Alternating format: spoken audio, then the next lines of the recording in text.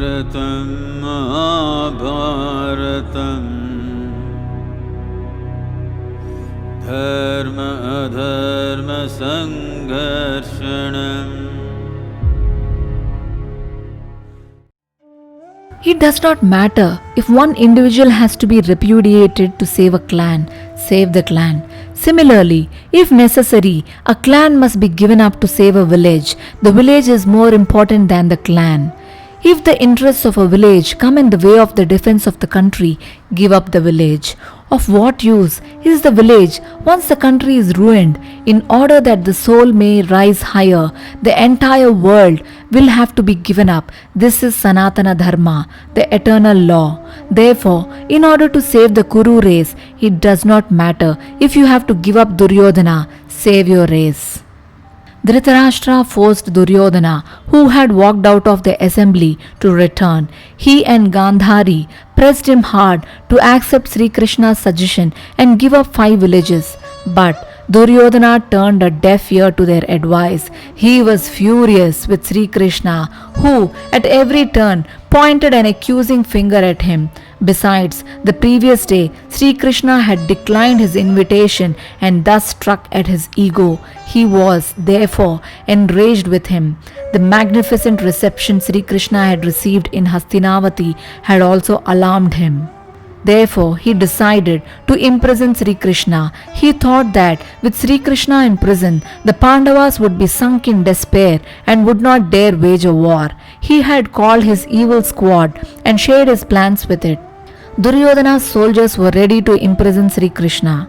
Bhishma, Drona and others learnt about Duryodhana's plan and were staggered. They were aghast that there would be an attempt to imprison the great Sri Krishna, who had come as an architect of peace.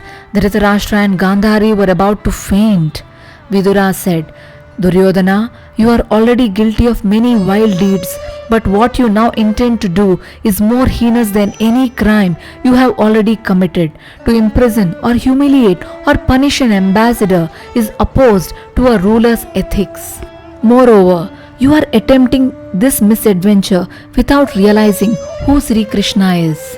Sri Krishna is the very incarnation of Lord Vishnu. He has taken birth on the earth in order to protect the virtuous and punish the evil. Sri Krishna's uncle Kamsa was endowed with formidable strength, but he was as cruel as he was strong. He threw his own father Ugrasena into prison and usurped the throne. A voice from the sky had told Kamsa that he would meet his death at the hands of his nephew Sri Krishna. So he sent a Rakshasi, Putani, and 2 Rakshasas, Trinavarta and Shakatasura, to kill Sri Krishna. But the little boy Sri Krishna killed them all effortlessly. Similarly, he slew 2 of Kamsa's wrestlers, Mushtika and Chanura. Finally, he slew Kamsa himself and once again put Ugrasena on the throne. Don't you know that Sri Krishna killed 2 Rakshasas, Narakasura of Pradyotishapura and Mura, who were a plague to the people? Did he not kill the Rakshasa Panchajana, who had abducted the son of his guru Sandipani and bring back the boy? It was at that time that he acquired the great conch, the Panchajanya. The very sound of that conch makes enemies shiver. Sri Krishna helped God Agni at the time of the burning of Kandavavana, and the grateful God presented to him a mighty wheel, the Sudarshana. Sri Krishna used this very wheel against Shishupala and slew him, and you yourself were a witness to it. Duryodhana, will you bind such a great person hand and foot? Attempt not such a misadventure.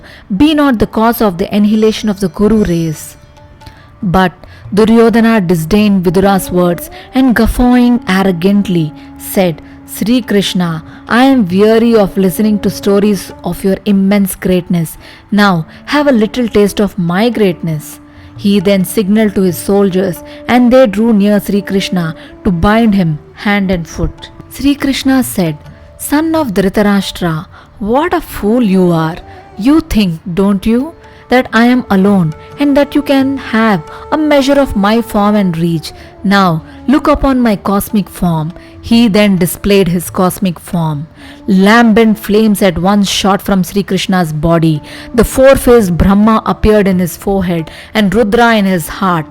In his shoulders were seen the Lokapalakas, and in his face Yagneshwara. In various limbs were seen the Dwadashadityas, the Ashtavasus, the Andaka Vrishnis, the Ashwini gods, Indra and the other Marutus, the Vishwadevatas, Jakshas, Gandharvas, Kinnaras and the Uragas.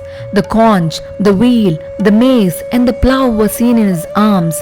Rays as effulgent as the sun's rays emanated from Sri Krishna's body and dazzled the beholders. This form of Sri Krishna thrilled all those assembled in the court. Duryodhana's soldiers who had stepped forward to arrest Sri Krishna stood rooted to the spot, dumbfounded. Dhritarashtra gained sight and he was blessed with a vision of the cosmic form. The cloth with which Gandhari had bound her eyes dropped of their own accord. All prostrated before Sri Krishna and sang his praises. Then Sri Krishna withdrew his cosmic form. With the permission of the rishis, he set out from the assembly. After bowing to elders, Duryodhana's soldiers who were holding ropes to bind Sri Krishna still stood rooted to the spot. Sri Krishna went to the residence of his aunt Kunti. He bowed to her and narrated what had taken place in the court. Kunti was wretched at Duryodhana's boundless villainy. She said to Sri Krishna, "My child, return at once to Upaplavavana. Repeat these my words to Yudhishthira. Yudhishthira, you have been born a Kshatriya, and yet you hesitate to fight. This is unworthy of men of valor. A war is inevitable if injustice and chaos are to be eliminated.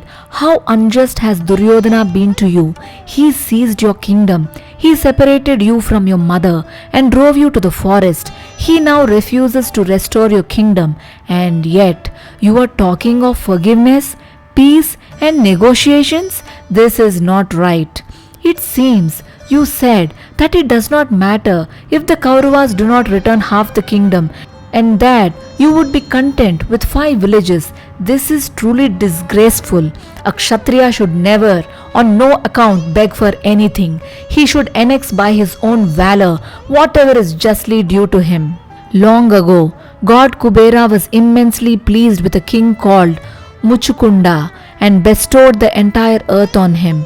But Muchukunda did not accept it. He said, "Kubera, I am a Kshatriya and will not accept anything as charity. I wish to enjoy only the kingdom I win by my own strength." Yudhishthira, you belong to the Bharata dynasty and should have the same self-respect. Win for yourself the Kuru kingdom by your own valor. A king should not seek to become a beggar. Trade and industry do not suit him. A Kshatriya is one who rescues others who are in trouble. Your duty is to ensure that your subjects do not suffer injustice. Duryodhana and his gang have dislodged you, although you were ruling righteously and have thus wronged your subjects. You have to rescue that kingdom. You have to fight now for your throne. Yudhishthira, know you not the story of Vidula, who taught her son Sanjaya his duty? Long ago, there was a king named Sanjaya, who ruled over a kingdom called Saubira. His father was Vriddakshatra, his mother Vidula. Sanjaya once went to war with Sindhu Raja. He saw his army being worsted, panicked, and returned to his palace. Vidula was enraged with her son, who had retreated from the battle like a coward. She said, "Sanjaya, what a coward you are! I feel ashamed that I bore you. Instead of fighting to death with the enemy, you have fled from the battlefield. Aren't you ashamed?" Sanjaya, at once, go back to the battlefield. You were born in a heroic Kshatriya race. Do not be lowly. It is better to live a brief but glorious life than to live for 100 years a meaningless life, just out of a base desire to keep breathing. Damp firewood may burn for a long while, but full of smoke. It cannot give heat or light. But a dry faggot burns quickly and is soon reduced to ashes, but gives light, at least for a moment. Your life should be worthwhile in the same way. Sanjaya, it is not late even now. You set out for the battlefield at once. Display your valor and be victorious, or else die fighting on the battlefield, die the death of a hero, but do not live like a coward. Having been born as a human being, one must earn a good name in some way or the other. A munificent man, a tapasvi, a learned man, a master of all sciences, a wealthy man. Thus, in some way or the other, one should earn a reputation. But greater than all these is the fame that one's prowess brings. Here it is that a man shows the stamp of supremacy. The Kshatriya who fails to exhibit his prowess solely out of the desire to stay alive is just a thief. It does not matter if you have been defeated once, go back to the battlefield. You are the king and you fled, so your forces are bewildered. There are rulers who hate the sight of Sindhu Raja. Bring them together. Also, find out the drawbacks and defects of Sindhu Raja. Then attack him with your army. You will surely triumph. A new confidence surged in Sanjaya as he listened to his mother. He bowed to his mother and said, "Heroic mother, your words have made a new man of me. You will yourself witness my valor." He prepared his forces for a battle and made a sudden attack on the enemy. The Sindhu Raja and his soldiers, who were careless in the intoxication of victory, were completely taken by surprise. By the time they could recover, the Saubira army had overwhelmed them. Kunti said, "Sri Krishna, tell Yudhishthira this story. Tell him that it is my desire that he should display the valor that is natural to Kshatriyas."